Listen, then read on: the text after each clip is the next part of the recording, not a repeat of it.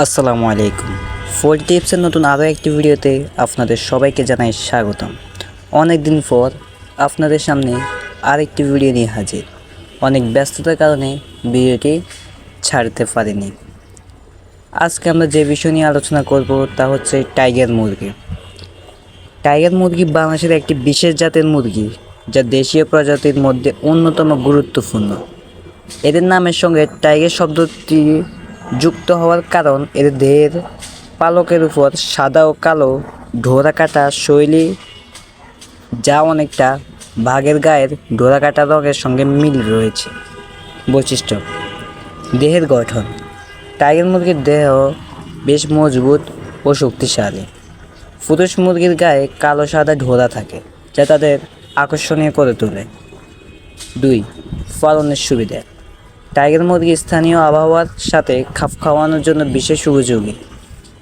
এরা কম খরচে পালন করা যায় এবং রোগ প্রতিরোধ ক্ষমতাও বেশ ভালো। 3. ডিম ও মাংসের উৎপাদন: টাইগার মুরগি থেকে ডিম ও মাংস উভয় পাওয়া যায়। এদের ডিমের সাইজ মাঝারি হলেও মাংস সুস্বাদু এবং বাজারের চাহিদা বেশি।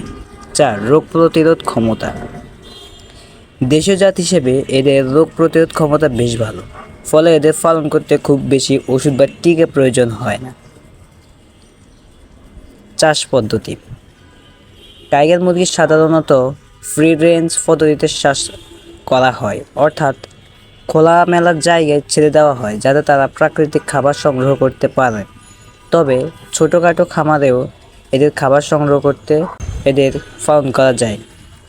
খোলা জায়গায় থাকার কারণে তারা শারীরিকভাবে সুগঠিত হয় এবং রোগ প্রতিরোধ ক্ষমতা বাড়ে। অর্থনৈতিক গুরুত্বপূর্ণ: টাইগার মুরগির চাহিদা স্থানীয় বাজারে অনেক বেশি। এদের মাংসের গুণগত মান উন্নত এবং গ্রাহকদের মধ্যে বেশ জনপ্রিয়। এ কারণে খামারিরা টাইগার মুরগি পালন করে সহজেই ভালো মুনাফা অর্জন করতে পারেন। টাইগার মুরগির স্থানীয় প্রজাতি হিসেবে পরিবেশ বান্ধব এবং সহজে পালনযোগ্য একটি প্রজাতি। এর বৈশিষ্ট্য ও সহজ প্রতিপালন পদ্ধতির কারণে এটি বাংলাদেশের খামারিদের জন্য একটি লাভজনক পছন্দ হয়ে উঠেছে। টাইগার মুরগি পালনে অত্যন্ত লাভ রয়েছে, তবে সঠিক পরিকল্পনা এবং পালনের মধ্যেই কিন্তু লাভ হয়ে থাকে।